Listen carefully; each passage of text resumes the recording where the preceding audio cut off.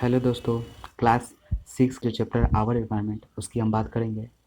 चलिए बिना time waste करे स्टार्ट करते हैं। एक्चुअली एनवायरनमेंट किसे कहते हैं उसके बारे में पहले जानते हैं। Everything surrounded us and affecting us is called environment. यानी कहने का मतलब है कि हमारे सराउंडिंग में जितने भी वस्तु को देखते हैं उसको हम एनवायरनमेंट बोलते हैं। एनवायरनमेंट दो प्रकार के होते हैं, बायोटिक, एक बायोटिक होता है, एक एबायोटिक होता है। इसमें लिविंग थिंग्स आते हैं उसको बायोटिक बोलेंगे, जैसे एनिमल्स एंड प्लांट्स। और जिसमें नॉन लिविंग थिंग्स आएंगे उसको एबायोटिक बोलेंगे, जैसे कि soil, air, water and sunshine. ठीक है, चलिए ठीक है। अब हम कुछ एबायोटिक फैक्टर्स की बात करेंगे। जैसे पहला आता है temperature. Temperature exerts its action on all organisms by increasing decreasing vital activities in the following ways. Temperature जो होता है घट कर और बढ़कर ऑर्गेनिज्म को इफेक्ट करते हैं। ठीक है, तो पहला इसका टॉपिक हो जाएगा हाइबरनेशन। मतलब कुछ एनिमल्स होते हैं समर में एक्टिव होते हैं और विंटर में स्लीपिंग फेज में चले जाते हैं। ठीक है ना, उसको हाइबरनेशन बोलेंगे। जैसे एग्जांपल हो जाएगा ट्रॉट और बियर। और दूसरा हो गया एस्टिवेशन। कुछ एनिमल्स होते हैं समर में इनएक्टिव होते हैं और समर में इनएक्टिव होते हैं, विंटर में एक्टिव हो जाते हैं। समर में स्लीपिंग फेज में चले जाते हैं और विंटर में अपना एक्टिव हो जाते हैं। इसका एग्जांपल हो जाएगा स्नेल और लेडी बेटल्स। और अफेक्टेड प्लांट पे क्या इफेक्ट होता है। Deciduous trees said there leaves. Deciduous जो ट्रीज होते हैं वो अपने पत्तियां गिरा देते हैं। इन प्लांट्स में होते हैं ड्यूरिंग समर सीजन में, और हिल्स में जो होते हैं विंटर सीजन में होते हैं। A type of vegetation also depends on temperature. ये टेम्परेचर के अकॉर्डिंग बदलता है, टेम्परेचर पर डिपेंड करता है।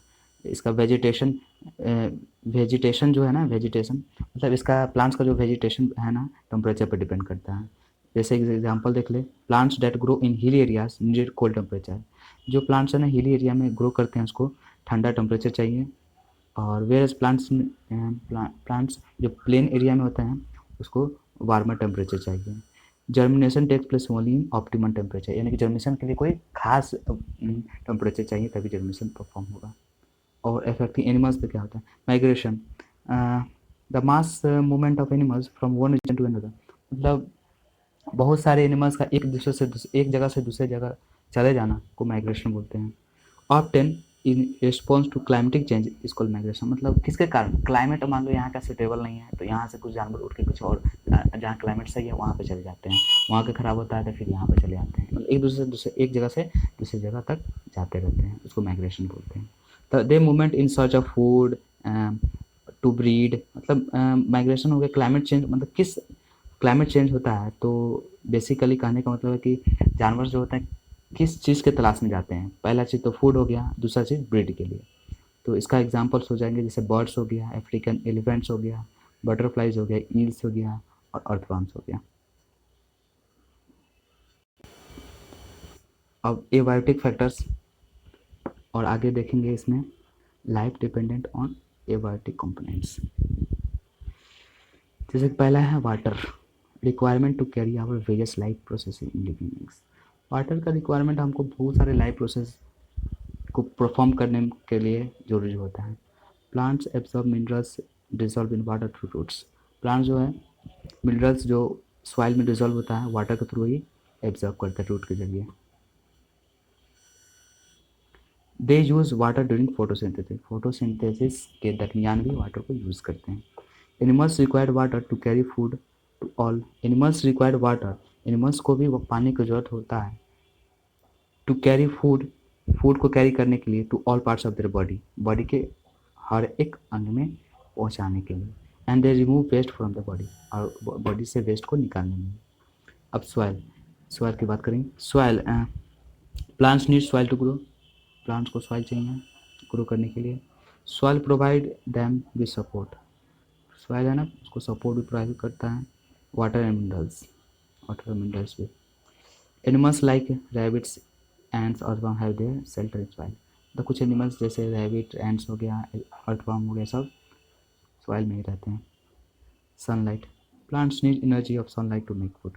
प्लांट जो है सनलाइट से एनर्जी लेते हैं अपना फूड बनाने के लिए, यानी कि भोजन बनाने के लिए। Plants and animals gate warm from sunlight required for survival. अपने जीवन यापन करने के लिए प्लांट्स और एनिमल्स सनलाइट से ही अपना एनर्जी लेते हैं या हीट लेते हैं। Air, all living things need oxygen to breathe. जितना भी लिविंग ऑर्गेनिजम्स हैं सबको ऑक्सीजन चाहिए ब्रीथ करने के लिए।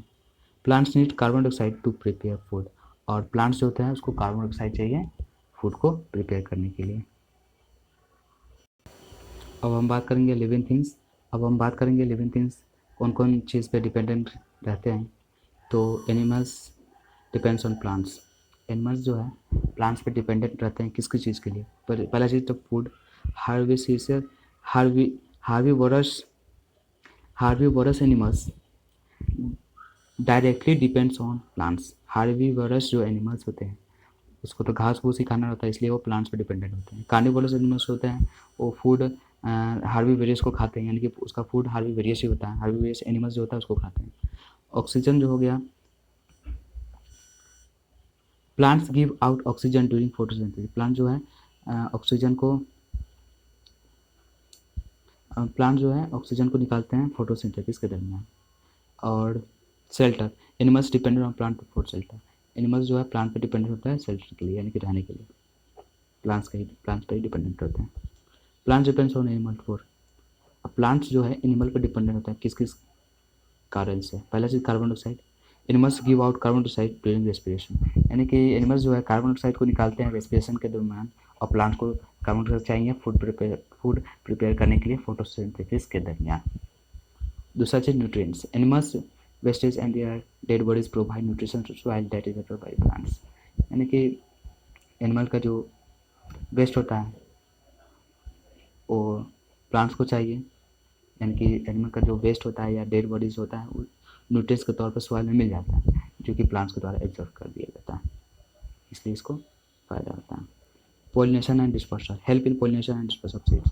और उसके बाद प्लांट्स को है ना पॉलिनेशन करने में और सीड को एक जगह से दूसरी जगह पहुंचाने में वो एनिमल्स ही मदद करते हैं। इन्वायरमेंट के कुछ बायोटिक कंपोनेंट की बात करेंगे। Plants are called producers. Plants जो है फर्स्ट लेवल पे होता है, फर्स्ट ट्रॉपिक लेवल, इसलिए इसको प्रोड्यूसर बोलते हैं। Are prepare their own food during photosynthesis. All plants and trees, यानी कि ऑल प्लांट्स और ट्रीज जो है अपने फोटोसिंथेसिस के द्वारा अपना खाना खुद बनाते हैं। Herbivores feeds on plants and plants products. Herbivores जो होते हैं हार्बीवोर्स होते हैं, और प्लांट्स और उसके प्लांट के जो प्रोडक्ट्स होते हैं, फ्रूट्स हो गया, लीव्स हो गया वगैरह, वो सबको खाते हैं, जैसे हो गया deer, rabbit, cow. Carnivorous feed on animal meat. Carnivorous जो है एनिमल्स को खाते हैं, जैसे पहला चीज़ आ गया predators chase and kill prey to eat. ये है ना जानवर को पीछा करते हैं, मारकर खाते हैं, जैसे लायन, चीता, टाइगर। इसके वेंजर्स होते हैं जो डेड, मरे हुए और सड़े हुए मीट को खाते हैं, जैसे वल्चर, जैकल्स। ओमनीवोर्स जो प्लांट्स और एनिमल्स दोनों को खाते हैं उसको ओमनीवोर्स बोलते हैं, जैसे क्रोज और ह्यूमंस हो गया। पैरासाइट हो गया फीड और बेनिफिट्स फ्रॉम अनदर ऑर्गेनिजम्स, मतलब दूसरे ऑर्गेनिजम्स को जिसको फ़ायदा होता है, मतलब दूसरे ऑर्गेनिजम से न्यूट्रिएंट्स को एब्जॉर्ब करते हैं, दूसरे ऑर्गेनिजम से न्यूट्रिएंट्स को लेते हैं होस्ट की तरह। The host and can cause it harm, और उसको हार्म भी पहुंचाते हैं, और होस्ट की तरह उसको उसका न्यूट्रिएंट्स को लेते हैं, जैसे इसका एग्जांपल हो जाएगा मॉस्किटो और tapeworm. Decomposers feed on dead plants and animals, decompose them like bacteria. मतलब जो डेड प्लांट्स होते हैं, डेड एनिमल्स होते हैं, उस पर डिकम्पोजर बैठते हैं और डिकम्पोज करते हैं, तो वही उसका फूड होता है, जिसका एग्जांपल हो जाएगा bacteria. Symbiotes partners living together such that each benefits from, मतलब ऐसा रिलेशन जो दोनों पार्टी को फ़ायदा हो, दोनों सामने वाला का फ़ायदा हो, उसको सिम्बायोट्स बोलते हैं। ठीक है ना, मतलब वो उसको मदद कर रहा है तो उसको फ़ायदा हो रहा है, उसके मदद के बदले में वो उसका मदद कर रहा है, उसको फ़ायदा हो रहा है, तो दोनों का फ़ायदा होता है, उसको सिम्बायोट्स बोलते हैं। ठीक है, फूड चेन की बात करेंगे। फूड चेन क्या होता है? ए food chain is a sequence of organisms in which each organism is the food of the next member in the food chain. The food chain एक ऐसा सीक्वेंस है जो हमको बताता है कौन ऑर्गेनिजम्स किसको खाता है, ठीक है ना। एक एक फ्लो ऑफ एनर्जी का एक फ्लो होता है यूनिडायरेक्शनल में, ठीक है। जैसे कि सन से जो एनर्जी मिला प्रोड्यूसर्स कंज्यूम किए, प्रोड्यूसर से हार्बीवोरस को मिला, हार्बीवोरस के से कार्निवोरस खाए, कार्निवोरस को टॉप कार्निवोरस वो खाए, इसी तरह फ्लो ऑफ एनर्जी होता है। फॉर एग्जाम्पल सीप ईट्स, एग्जाम्पल के तौर पे सीप जो है प्लांट्स को ईट करते हैं और सीप जो है लैंड की तरह खाया जाता है। Producers plants they produce your own food, producer में प्लांट्स आते हैं जो अपना खाना खुद बनाते हैं। प्राइमरी कंज्यूम हार्बीवोरस आते हैं जो प्लांट्स को खाते हैं। सेकेंडरी कंज्यूम जो कार्निवोरस होते हैं जो अदर एनिमल्स को खाते हैं। जैसे कि यहाँ पर फूड चेन देख सकते हैं, प्रोड्यूसर है, primary consumer, secondary consumer, decomposer. चलिए एक छोटा सा एक फूड चेन दिया गया है, इसको अच्छे से समझ लीजिए। अब हम हैबिटेट की बात करेंगे। हैबिटेट क्या होता है? Habitat is a place where the condition favourable for the organisms to live, मतलब ऐसा कंडीशन जो ऑर्गेनिजम्स के लिए फेवरेबल है, जहाँ वो रह सकता है, ब्रीड कर सकता है और अपना भोजन यापन कर सकता है या जीवन चला सकता है। द वेदर और climatic condition of the habitats differ from the others, मतलब अलग अलग जगह के अकॉर्डिंग क्लाइमेट कंडीशन और जो वेदर है चेंज होता रहता है, चेंज रहता है। देयरफॉर ऑर्गेनिजम्स आर सूटेड और adapted to live in a particular habit, जिस हैबिटेट में ऑर्गेनिजम्स रहते हैं उसी के अकॉर्डिंग उसका जीवन ढल जाता है, उसी के अकॉर्डिंग मतलब उसका शरीर एक्सेप्ट कर लेता है, उसी के अकॉर्डिंग रहता है। अगर एक जगह से दूसरी जगह जाएगा तो वहाँ वो एक्सेप्ट नहीं कर पाएगा, सर्वाइव नहीं कर पाएगा, ठीक है। Types of habitat on earth, कौन कौन से हैबिटेट्स होते हैं हमारे अर्थ पे? हैबिटेट का दो हो गया, एक एक्वेटिक हैबिटेट पानी के अंदर, एक टेरेस्ट्रियल जमीन पे। एक्वेटिक में हो गया marine, sea and ocean contain salt water. Marine जहाँ सी हो, समुद्र हो, और जहाँ सैल्ट वाटर हो, इसमें होते हैं सी टर्टल हो गया, वेल हो गया, सी वीड हो गया, वेरियस टाइप्स ऑफ फिशेज भी हो गया। फ्रेश वाटर जहाँ स्ट्रीम्स रिवर, जहाँ पानी हमेशा चलता रहे, पॉन्ड्स हो गया, लेक हो गया, ये सब फ्रेश वाटर में आता है। इसका ऑर्गेनिजम्स हो गया वाटर हाइसिंथ यानी कि जलकुंभी और बहुत अलग अलग प्रकार के फिशेस। ग्रासलैंड जैसे windy dry areas of grass, मतलब जहाँ हवा चलता हो वो वाला एरिया, या सूखा ग्रास वाला एरिया, जैसे डियर, जेब्रा, जिराफ, लियोपार्ड आ गया इसके एग्जाम्पल। ट्रॉपिकल रेन फॉरेस्ट जहाँ वार्म गर्मी भी हो और थोड़ा चिपचिपा मॉइस्ट वाला एरिया भी हो, जैसे इसमें होते हैं, इसमें ऑर्गेनिज्म होता है मंकी, स्नेक्स और लिजर्ड्स। डिजर्ट मतलब जहाँ बहुत गर्मी हो बहुत सूखा भी हो, इसका एग्जाम्पल हो जाएगा कैमल और कैक्टस। टुंड्रा जहाँ पे बहुत ठंडा भी हो, सूखा भी हो, ऑलवेज वहाँ पे बर्फ़ भी हमेशा गिरता हो, इसका हो जाएगा पोलर बियर, रेनडीर। माउंटेन जहाँ ठंडा हो, हवा बहता हो और स्नोफॉल भी होता हो तो उसको माउंटेन्स बोलेंगे। तो यहाँ पे हो जाते हैं माउंटेन गोट्स, याक्स, सीप और पाइन्स भी होते हैं, ठीक है। अब हम आगे एडेप्टेशन की बात करेंगे। एडेप्टेशन क्या होता है? Adaptation is defined as change in structure, function and behaviour in species और इंडिविजुअल्स।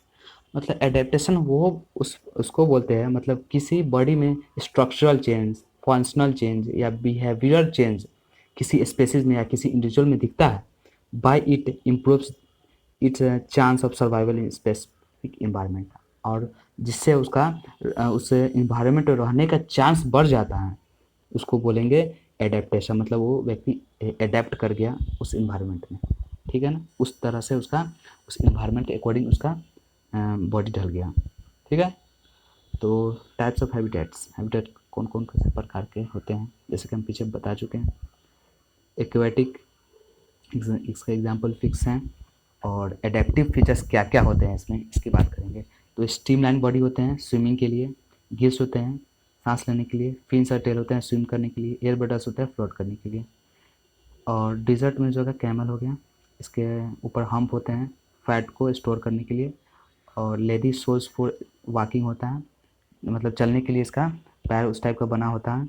और नोस्ट्रिल होता है डस्ट और स्टॉर्म से, मतलब डस्ट जो हमेशा रेगिस्तान में उड़ता रहता है और जो रेतीली हवा चलता है उससे बचाने के लिए होता है। Long thick eyelashes to prevent entry of sand, अब जो आई जो लैश होता है, आई लैश जो आई के ऊपर जो लैश होता है बहुत बड़ा बड़ा होता है, ताकि सैंड का जो आँख में सैंड जो है हवा से उड़ के आँख में जल्दी ना पड़े।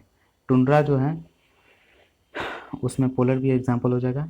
इसका जो एडेप्टेशन होता है, thick layer of fat, thick बहुत मोटा फैट का जो लेयर होता है under skin to keep the warm, गर्मी रखने के लिए होता है।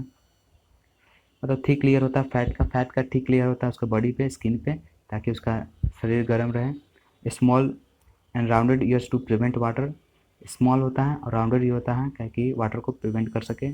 From entering prevent water from entering the bear's ears, bear's ears मतलब बियर्स के ईयर में घुसने से उसको प्रिवेंट करता है। And freezing their ear drums, ear drum को फ्रीज होने से बचाता है। राउंडेड होता है, छोटा होता है ताकि वाटर बियर्स के अंदर ना जाए और उसका ईयर ड्रम्स फ्रीज ना करे। और ट्रॉपिकल रेन फॉरेस्ट में मंकीज रहते हैं, इसका स्ट्रॉन्ग आर्म्स होते हैं, लेग्स भी होता है क्लीन करने के लिए।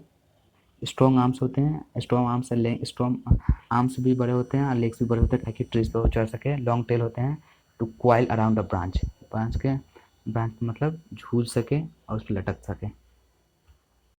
ठीक है, अब आगे हम वेस्ट मैनेजमेंट की बात करेंगे। अब वेस्टेज हमारा दो प्रकार का होता है, एक बायोडिग्रेडेबल, एक नॉन बायोडिग्रेडेबल। बायोडिग्रेडेबल वो होते हैं जो लिविंग ऑर्गेनिज्म से मिलते हैं, capable of being decompose by bacteria other, मतलब जो बैक्टीरिया के द्वारा और अदर बायोलॉजिकल मेन प्रोसेस के द्वारा डिकम्पोज हो सके उसको बायोडिग्रेडेबल बोलते हैं। जैसे waste from plants animals, wood, paper, ये हो गया। नॉन बायोडिग्रेडेबल होता है जो नॉन लिविंग्स के द्वारा मिलता है, यह कभी डिकम्पोज नहीं किया जा सकता है, जो बैक्टीरिया और बायोलॉजिकल प्रोसेस होता है उसके अकॉर्डिंग। इसका एग्जाम्पल हो जाएगा plastic products, metal products, glass products, it हो गया। Waste can be reduce by reusing and recycling. Waste हम मतलब प्रोडक्ट्स होते हैं, वेस्ट प्रोडक्ट्स होते हैं उसको हम घटा सकते हैं किनके प्रोसेस से, रीयूजिंग करके और रिसाइकिल करके। रिसाइकिल क्या होता है, the process of using waste material to make new products.